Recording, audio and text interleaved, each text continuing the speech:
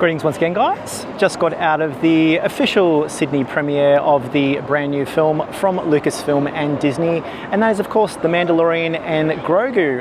It is directed by the amazing Jon Favreau, and it does star Pedro Pascal, who seems to be in everything these days, but of course he is the original depiction of The Mandalorian on the Disney Plus TV series. It did go for about 3 seasons or so, but with writer's strikes and with a lengthy time between the next movie, it's been about 7 years since the last Star Wars movie, believe it or not, they decided to kind of put The Mandalorian and Grogu on the big screen. And my first thoughts, it's charming, it's enjoyable, it's fun, it's delightful. I'm sure the kids are absolutely going to love it, and it does really seem like it's gearing to a newer kind of audience.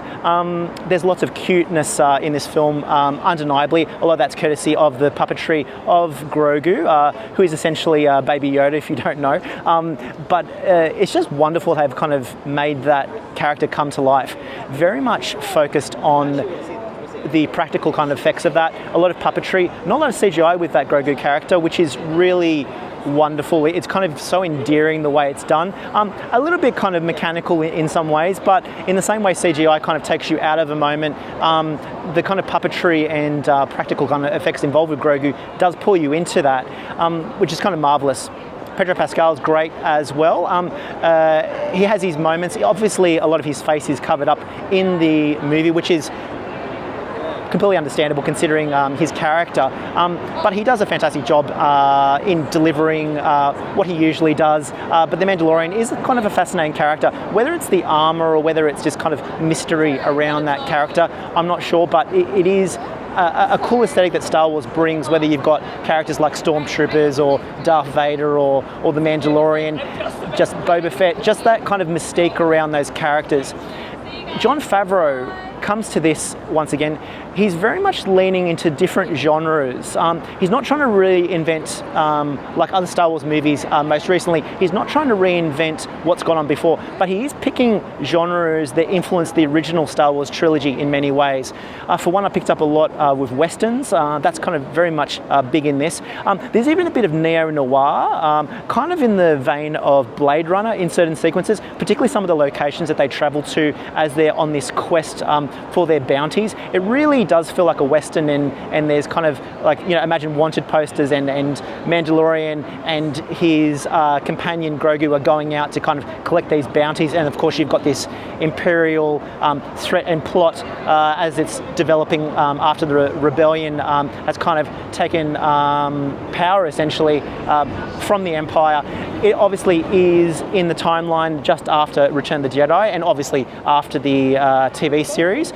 However, you don't really need to see the TV series. It is really an adventure that kind of feels a bit like a Western, feels a bit like a bounty hunter kind of movie, but also has that sci-fi element that feels so grounded and works really well. And of course, the way the Mandalorian and his aura and his kind of depiction and the costuming of that, it does feel a bit medieval at times as well. So there's a lot of cross genres that are kind of occurring there that kind of work really well for Star Wars, which is great. I do have some criticisms. Now, I fully understand that you can't really recreate the original trilogy, and I'm talking about Star Wars from 1977, Empire Strikes Back from 1980, and of course Return of the Jedi from 1983. Those films are pretty much lightning in a bottle. I think it's a lot to do with George Lucas and his ideas, and also his wife, and then who became his ex-wife, Marsha Lucas, and her fabulous editing of those movies, and of course just some of the writing and some of the direction, whether it's Ivan Kershner involved as well. Obviously George Lucas did a lot with that, but it's just kind of this collective thing that created those original 3 movies, plus the wonderful performances of Mark Hamill, Frank Oz as Yoda, you know, Carrie Fisher as Leia, and Harrison Ford as Han Solo. Just that kind of unique mix just kind of worked, and you can't really replicate it. This is something different altogether.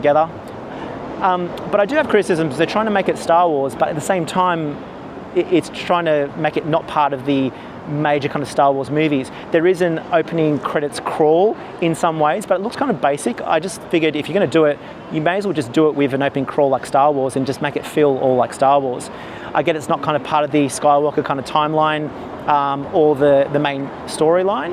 However, why not? If you're going to kind of put the credits there, you may as well. It does explain the basis of the story, and it's pretty much what I've just covered. There's some looming threats of the Empire kind of trying to come back, and the Rebellion are kind of just keeping them in check. So they use the Mandalorian to go on some bounties to try and eliminate some of these threats. That's essentially the plot. The rest of the plot is kind of, not too complicated. A lot of action, very much feels like John Wick at times. Other times it feels like a Western. It's really cool, it's enjoyable. It's just an excellent kind of film that's kind of put together, but it's not a perfect film by any stretch of the imagination. Performances by Pedro Pascal, fantastic. The puppetry and the effects by Industrial Light and Magic, and just the puppetry of Grogu is just a standout. Just how cute that kind of character is and how alive it feels is really wonderful. Also have to mention the wonderful casting of Sigourney Weaver in this. She is utterly fabulous in the moments that she is in it. She kind of has that aura of Carrie Fisher, and I think that's something that's been really missing from a lot of Star Wars in recent times, and even like the George Lucas prequels in many ways. Just Carrie Fisher has something about her, and Sigourney Weaver somehow manages to tap into that. It's a bit of a regalness, but it's a bit of a groundedness at the same time, and a feminine essence that's quite hard to describe, while at the same time being a bit feisty and being a leader at the same time as well.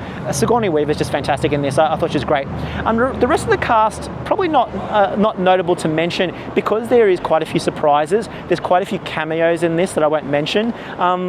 Probably some of the alien characters would be nice if they had some alien kind of languages that kind of really thrust you into a different world. The American accents kind of come at you after a while, and it does kind of take you out of it a little bit. You get over it, but it's just something to kind of keep in mind. But that's just nitpicking. It is a fun, enjoyable movie. Is it the best Star Wars movie ever? No. It's fun, it's enjoyable, it's very cute, it's designed for newer audiences, perhaps even younger audiences. You don't really need to see The Mandalorian beforehand. You can just kind of thrust yourself into this, and then you've got a whole backlog of TV series to watch if you want to know some of the backstory of how they got together. But really, it's just fun, and it's essentially a buddy cop kind of film where these two characters go on this bounty hunt for some of these characters. We do see some of the Jabba the Hutt's descendants in this as well, which is not really spoiling it because it's in the trailers, but it was really cool to see those characters in there. And if you're going to use an antagonist or a villainous character, why not use the Hutts? We're introduced to a lot of different worlds. It kind of makes a lot of sense, and it's really enjoyable to kind of be thrust into that wonderful story world that's been created. And I think they've got some building blocks to build from here, but it is a light movie. It's not really that heavy on plot, and it will be interesting to see what the reaction is. Just don't expect this classic Star Wars movie. There's not, like swashbuckling kind of Jedi fights or anything like that. It is very much feeling like a Western kind of style of film, much in the mold of things like those Sergio Leone kind of movies, like The Good, the Bad and the Ugly. However, there is this sci-fi kind of element to it that feels quite grounded at the same time. So it is a cool take on something that they're trying to really resurrect at Disney, and it's going to be a marketing machine. Some of the merchandise that's going to come out of this film will be amazing. I even did see some elements in the film that I've seen at Star Wars Galaxy's Edge before, so I'm assuming it's semi-product placement, but also it's kind of making you feel like you're in that world. So I thought it was really cool the way a lot of that was done. So congratulations to Jon Favreau for kind of putting this together. Obviously Pedro Pascal does a good job, and just the production team and the creative team that kind of puts together the sets and the location designs and just some of that puppetry is just magic to see on screen. It's really cool. And there is many scenes shot for IMAX in this. The screen regularly does change into that IMAX ratio that we all know and love. Really good. Is it used in the best way many times? Probably not, but I do see a lot of 80s nostalgia in this. Even some of the way that they shot the X-Wing fighters in this, there is a little bit of that, just to not give anything away. It did feel a bit like Top Gun to me in some moments, so they're definitely kind of pulling from the genre of the 80s and definitely before that with some of those Westerns, and I thought it was really cool, even pulling a little bit from the aesthetic of Blade Runner as well, so I thought it was interesting. Just don't go into this film thinking you're going to get this original trilogy film. It's not going to be that, but it is light, it is fun, it is entertaining, not too complicated on plot, but it is enjoyable to watch, and the younger audiences are just totally going to love it, and and it's going to be a merchandise mecca for Disney and Lucasfilm, that's for sure. But aside from that, I am about to head off. Hopefully you enjoy the footage from tonight. Don't forget to subscribe so you don't miss the next video, and also leave a comment to let me know what you thought of The Mandalorian and Grogu if you have seen it, and also what you're looking forward to. I'm happy to answer any of your questions as well. Otherwise, I'll catch you guys at the next one. So long. We've all heard stories of the Mandalorian bounty hunter and a child. I only hunt Imperial war criminals. I'll take out every bad guy in your deck of cards.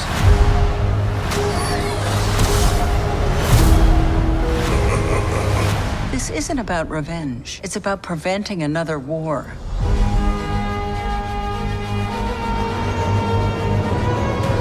Before going into harm's way, check your armor first. We're protecting everything the rebellion fought for. Good luck.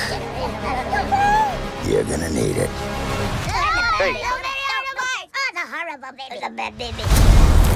Strap in.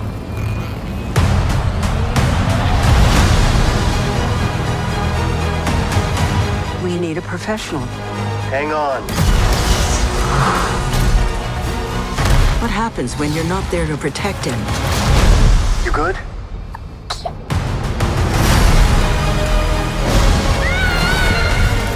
I'll be right behind you.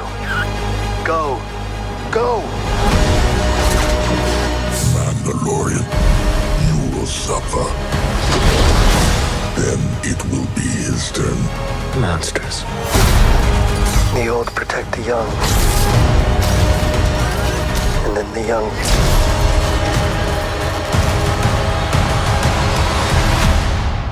protect the old.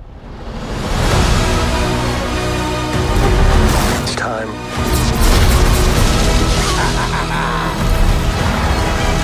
Are you scared? You should be. Good job, baby. This is the way.